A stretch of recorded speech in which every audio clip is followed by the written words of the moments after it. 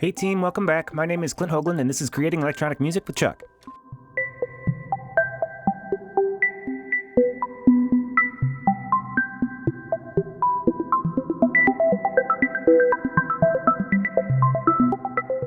In our last tutorial, we did a deep dive into making a synth voice by subclassing a Chubgraph, which is a special parent class for making complex U-gens.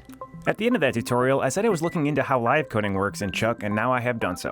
In fact, while doing that research, I devised my own system for ChucK livecoding. That system is bad. You should not use it for livecoding.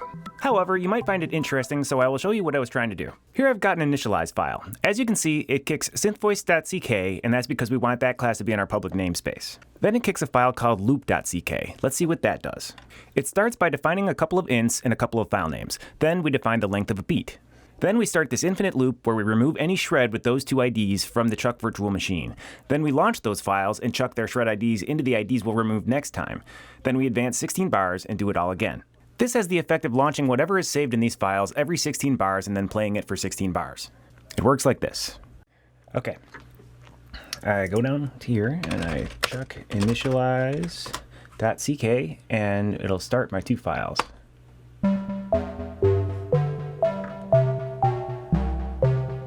So you can hear I've got my synthesizer voice, and I've also got a panning thing going on. Let's turn the noise down, and note that that happened to happen just as I was getting the thing where it turned off. So let's turn up the envelope on this synth voice. Now, next time around, let's change how fast this panning thing happens.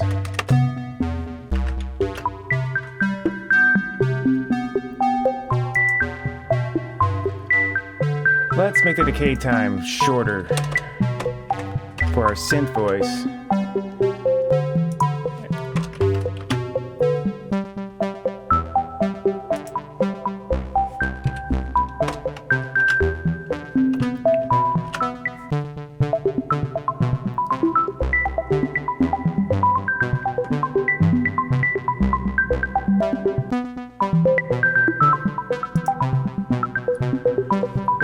What else can we do in here? Let's add some reverb in this one.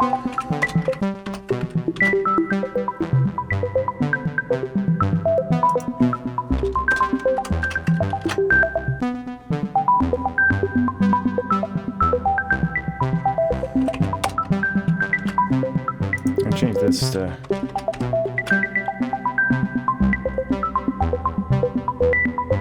I'm gonna write resonant.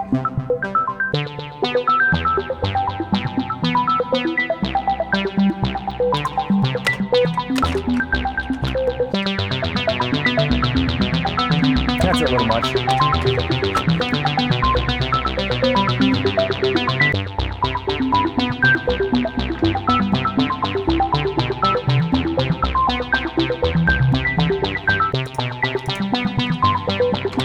Okay, so that's how that worked. So you can see that this does work. It does keep the two ChucK sounds in sync, and you can edit them on the fly. So it does work, but it's got a couple of drawbacks. The first is that, as you probably noticed, that 16-bar boundary is a very significant constraint. First of all, if you're at the start of the loop, you've got a while to wait before you'll hear your changes. Second, you can hear it restarting every time. It's particularly pronounced if you have like reverb tails and delays happening. They stop when it repeats. The third thing is, it's kind of stressful. It's cool to be able to make things change in real time, but you really feel like you're racing that 16-bar clock all the time. Lastly, you're stuck with the files you started with. You could call more files from inside those files, and that would work, but it would get complicated quick. I wasn't very satisfied with this, so as you do, I typed ChucK livecoding into YouTube to see if anybody had any ideas. I had done the same thing a while ago, and I will say that back then there wasn't much. However, this time I got a hit. Last May in 2020, there was a Zoom class put on by Wang. He is the inventor of ChucK. It was his doctoral thesis. In this demo, Gus shows the people on the meeting how to launch multiple things at the same time. Let's take a look. I'm going to open up a series of little ChucK programs. So let's go to code and let's go to OTF. And by the way, all of this is packaged with the ChucK distribution, which again is freely available, and you can run this to your heart's content. In this case, we have a simple ChucK program that basically has a sound buffer.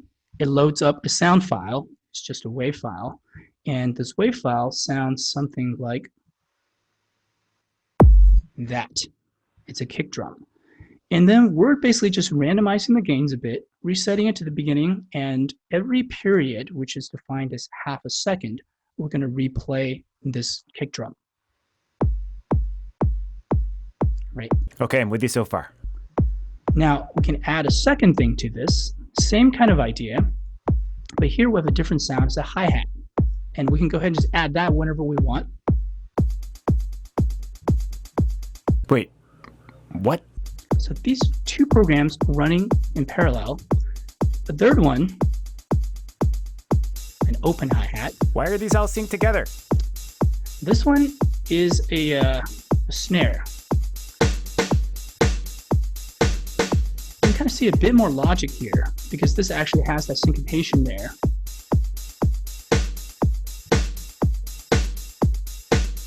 Now we're going to add a little bass line with a sine wave.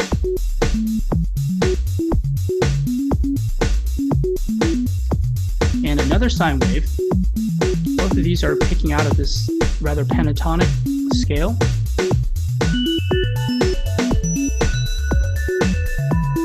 Finally,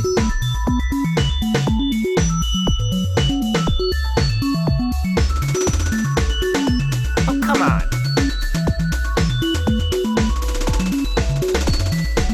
so that's a bit of ChucK concurrency. What in the world? So Gus said that those files ship with the ChucK distribution, and that is true. Here they are. Let's open them up in Miniatical. All right, so I've got the Miniatical up. I've started my ChucK VM, and I've gotten these OTF files that were in that directory opened up. I've opened all of them up. So let's add shred for the first one.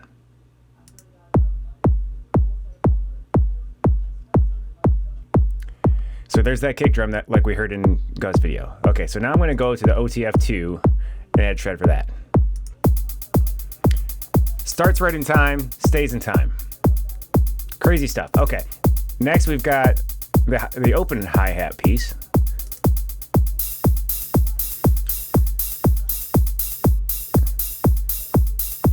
Let's jump over to this and see what this is.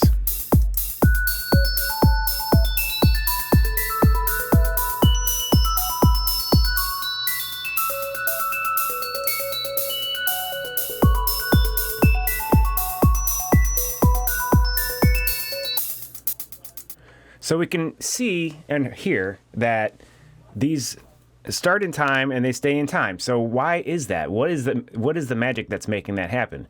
And the answer is, here on line 20 in OTF1, it says T minus parenthesis now mod T, and chuck that into now. Let's explain what that means. The magic that happens in that statement is in the mod operator. This is a common arithmetic operator found in many programming languages. Mod is short for modulo, and what it does is it lets you get the remainder of two numbers as if one divided the other. Let's see how that works. Let's try 9 mod 7. That returns a 2. Let's try 18 mod 7. That returns a 4. How about 21 mod 7? That returns a 0. If you haven't seen the pattern here, remember back to when we were in grade school. When they first taught division, we didn't know anything about fractions or decimals, so 8 divided by 5 was 1, with a remainder of 3. The mod operator throws out the answer of that division problem and just hands you the remainder. This gets pretty useful when writing computer programs for various reasons. Here's a classic example. I've got a loop that sets the frequency up an octave if I mod 2 is 1.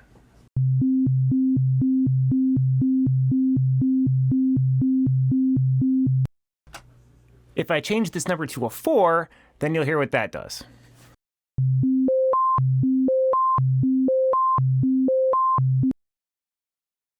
Recall that now returns the duration that has passed since the ChucK VM started. In this example program, they're using the letter T for what we've been calling a beat. So another way of saying this is a beat minus the remainder of the lifetime of this VM divided by a beat. That will get you the duration that needs to pass to land on the next beat. You chuck that into now, and your ChucK script starts on the next beat automatically. Very simple, and I bet that if I lived to be 100, I would never have thought of that. And there's something else. Check out this comment in the OTF file. Terminal 1, ChucK --loop, terminal 2, ChucK plus OTF_1. This is something that I saw in the appendix of the ChucK book, but it sounded complicated, so I was kind of putting off trying it. It turns out it is not at all complicated. Let's try something in VS Code. Okay, so I've got my panning file pulled up, and I've got a command line terminal underneath. I'm going to split it by clicking this button here. Now I've got two terminals. And at the first one, I'm going to write ChucK -- loop. And you're not hearing anything, but you'll also notice that I didn't get my command line back. It's doing something. And what it actually is doing is it started the ChucK VM, and now it's running it, and it's awaiting commands. So the way you can send it a command is by writing ChucK plus, and then a file name. So I'm going to do plus panning.ck. Actually, before I do that, I'm going to save this. I'm going to say beat times 2. Save it up, and now I'm going to launch this. And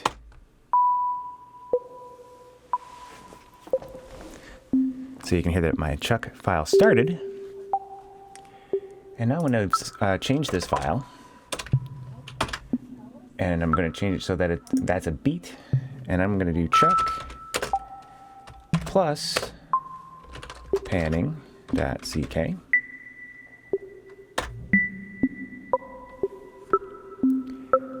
And notice that those are in sync. We have our magical string up here, our magical sequence of beat and now that will make it land on beat. So let's add another one that goes even faster.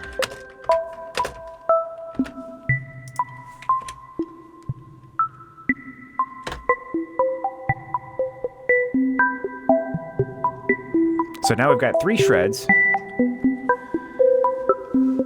And if we want to see what's running in ChucK, we can check the status by going ChucK -- status. And so there you've got 3 shred IDs. We can remove, or we can see that there's 1, 2, and 3, and we can remove them by doing ChucK minus.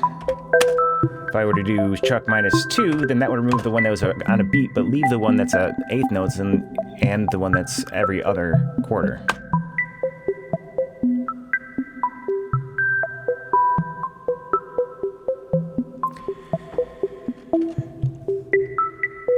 And if I let's make one that's we'll do ChucK minus minus, and that will remove the most recent shred. So now we're every other beat. So now I'm going to go back to a beat, and I'm going to say ChucK equals, and we're going to say 1 and then panning.ck. And what this is going to do is it's going to replace the shred that's at shred ID 1 with whatever's in the file panning.ck.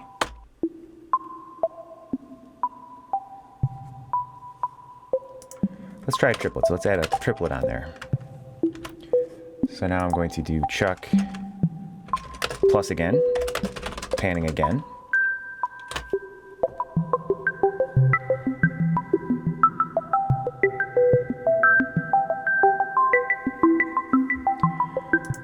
Let's have one that's even faster.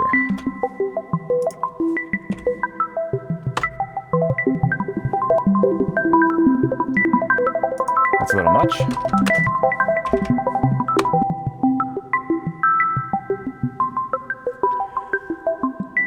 Let's switch back to quarter notes.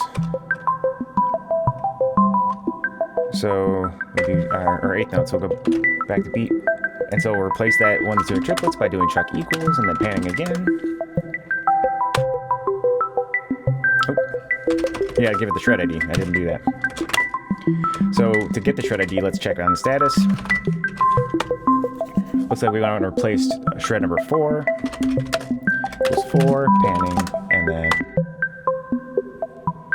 So that replaced shred 4 with the updated panning.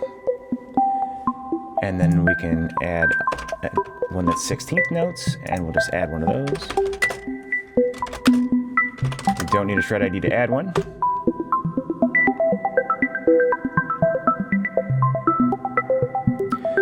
Let's try adding live.ck. What do you think is going to happen if I do that? That's the one that has the synthesizer in it. What do you expect to happen? can't,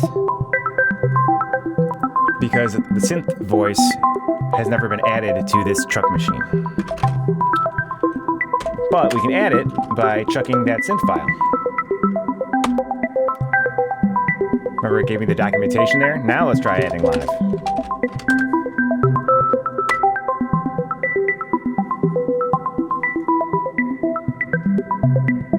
Interesting.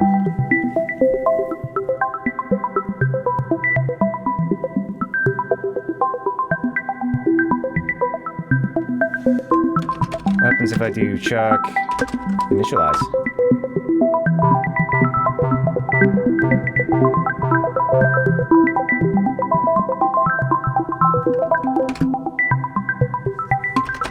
Now can I add it?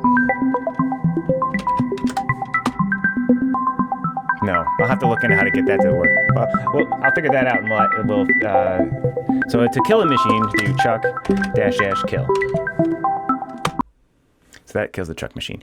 Now let me figure out how to get that type into your ChucK VM so that you can use your types while ChucK's already running. It's actually a really simple problem. I just I didn't notice it at the time, but I'll show you what I did wrong right away. Let's do ChucK -- loop to start this VM back up. And so now this VM is in this terminal window. And if I do, let's go back to panning, and how fast is this going? Let's do back to a beat divided by 2 for this. We'll do ChucK plus panning.ck. Okay. So we're going to do ChucK live.ck, and it's not going to work. Actually, we're going to do ChucK plus live, and that's not going to work because there is no synth voice. But notice that it also showed up over here in the ChucK VM because I remember to use the plus this time. What I was doing last time is I was forgetting to use the plus before the .ck file, and that just means you try to run it in this terminal rather than trying to send it to this terminal. So we want to send it to the existing terminal by doing ChucK plus. So I'm going to do ChucK plus synth voice. And it gives the documentation over here. Now I'm going to do ChucK plus live.ck.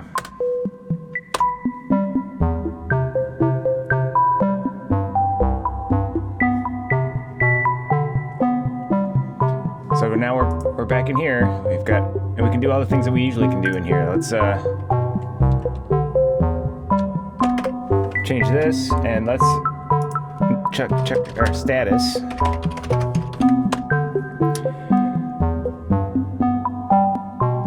So we can see that our live.ck is running on 3, so let's change, I just changed the oscillator type, so we'll do ChucK equals, we'll go with 3, live.ck.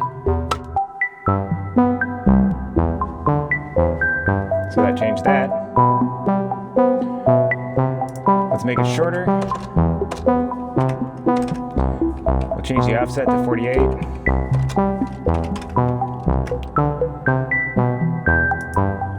And let's make that the fast one.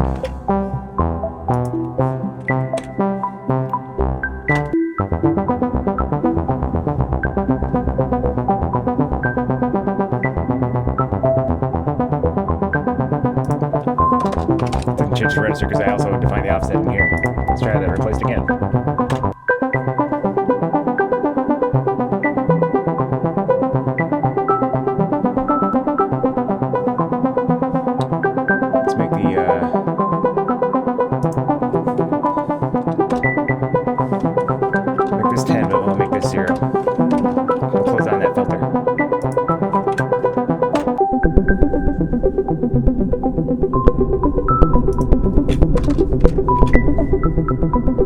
Change all this in real time.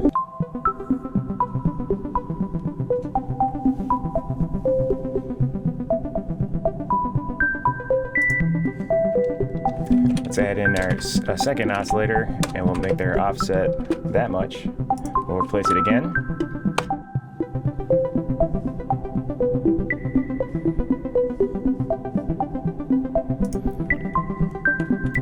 And then let's add one that's it's got an attack time of maybe 150.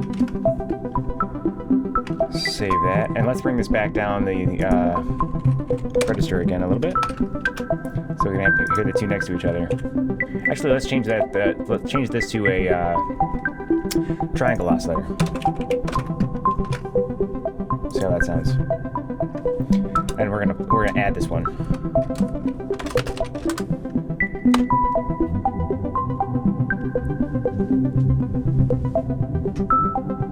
It's hard to hear.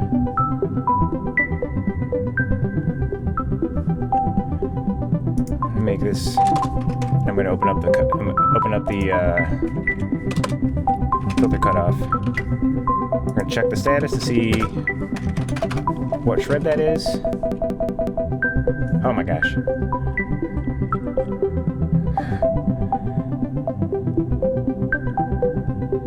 I don't know. Looks like I think what we want to do is kill a couple of these things. Oh man, that's not gonna work.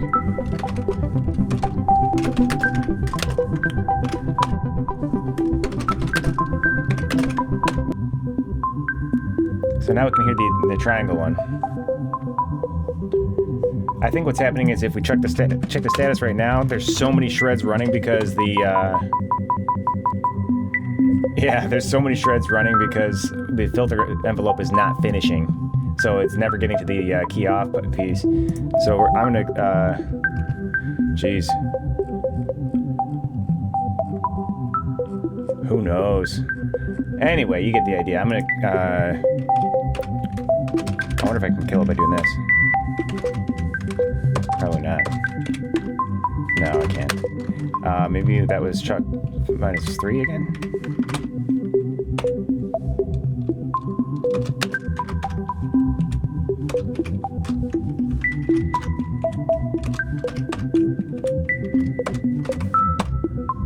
Yeah, I don't know. I'm gonna have to kill it. So you can see there's a little bit of a dangerous thing there where if you are making a lot of child shreds, then you better make sure that they're going to be done, that they finish, because what was happening there was my ADSR was never getting to the end of its release, and so it was never, those shreds were never ending and they were staying open. In this video, we learned how to do live coding in ChucK. In fact, you basically saw me learn how to do it in real time. There's obviously a ton more you can do with this concept, and it's super fun. We will revisit it in future videos. In our next video, we'll talk about the Lisa live sampling UGen.